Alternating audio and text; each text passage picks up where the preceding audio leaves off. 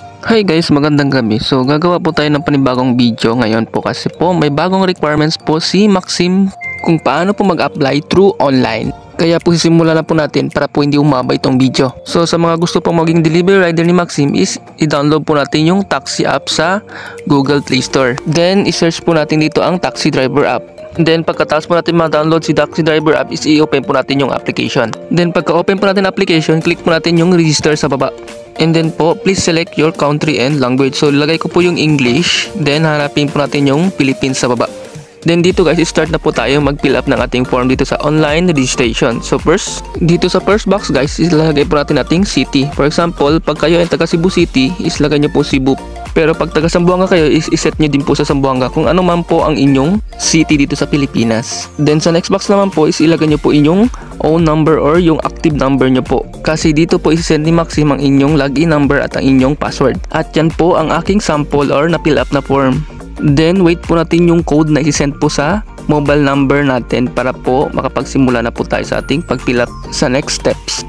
So ayan guys, nag-send na po siya 5062. Yan po ang ipi-fill up natin mamaya sa naka-blank kanina. And ayan guys, na-fill up na po natin. Wait lang po natin mag-loading. So ayan guys, nandito na po tayo sa first step. So last name, apelido, name, totoong pangalan, gender, male or female, date of birth, araw na kapanganakan, email, and ang importante sa lahat is your promo or recruitment code para malaman po ni Maxim kung sino po ang nag-recruit sa inyo or kayo po ba ay scammer lamang. So pwede nyo pong gamitin ang aking promo code, ilalagay ko po siya sa baba ng video description link or yan po mismo sa video. At ito po ang aking sample na napila at uulitin ko guys, importante po ang my recruiter code.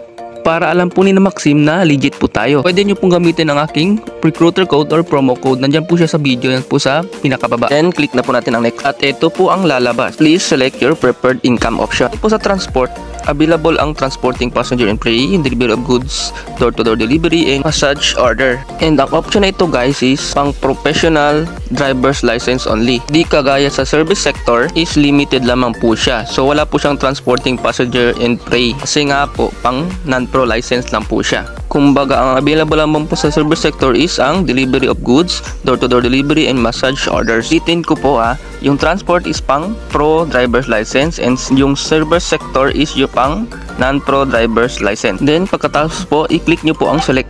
Then dito naman guys is ilalagay po natin ang ating driver's license number.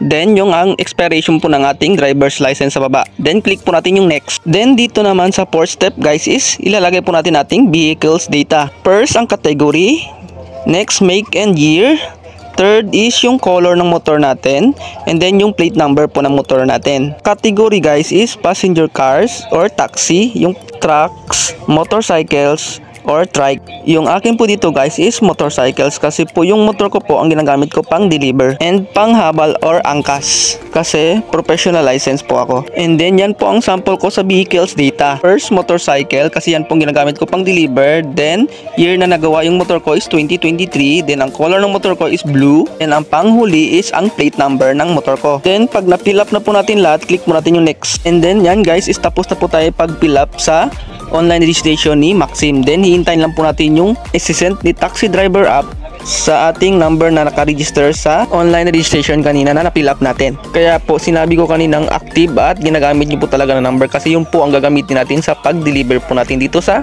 Maxim. Then yan guys, as you can see, nasend na po ni taxi yung ating login and ang ating password.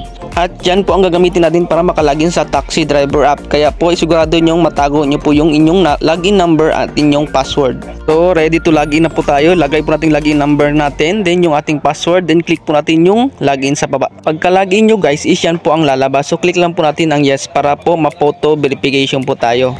Or mapunta po tayo sa photo verification process. At pagka-click nyo ng yes is yan naman po ang lalabas. Do you want to view a tutorial? Click nyo lang po ang no kasi easy lang naman po dito ang pag-photo verification.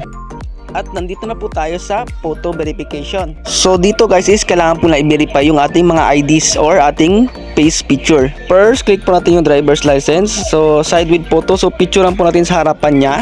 yung ating driver's license ha. Next is driver's photo portrait. So picturean po natin yung ating sarili. So yung mukha lang po natin sa taas. So balikat at mukha lang po. Next, driver's license backside. So sa likod po ng ating driver's license, picturean po natin. Then isend din po natin. Next po yung UMID ID natin. Picturean din po natin sa harap. At eto na guys, marami pong nagtatanong nito sa last upload ko. So sa mga wala pong UMID ID, pwede nyo pong gamitin muna yung inyong driver's license. Picturean nyo po sa harap and then isend nyo po. I-accept po yan ni Maxim. Same po sa NBI clearance and then sa police certificate. Wala po kayo nyan is pwede nyo pong picturean lang inyong driver's license and then isend nyo po. 100% na i-accept po yan ni Maxim kasi hindi pa naman po yan required sa ngayon. Subukan nyo po ang sinabi ko, wala pong mawawala. And then next po ay yung ating motorcycle. So picturean po natin sa likod at isend po natin. Kasama po yung ating plate number ha. Siguraduhin nyo pong visible po yung ating plate number para ma-accept po ni Maxim. Then pag lumabas po ang check relevance of your phone numbers is confirm lang po natin kasi i-compare lang po niya ang ating number na gagamitin dito.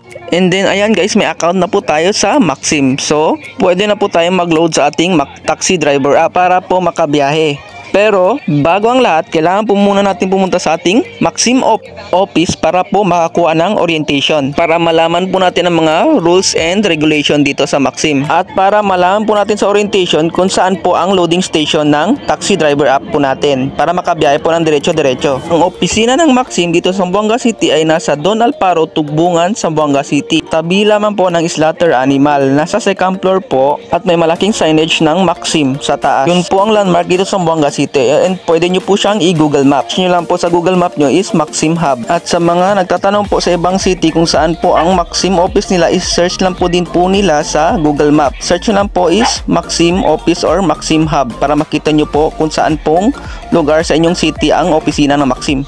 At sa mga gustong maging delivery rider ng Maxim is yan lamang po ang inyong dapat na gawin para po makapasok sa Maxim. At yun lamang guys, sa mga bago pa lang po sa YouTube channel ko, please click po subscribe at hit yung notification bell para lagi pong updated sa mga bago kong upload na videos. Maraming salamat!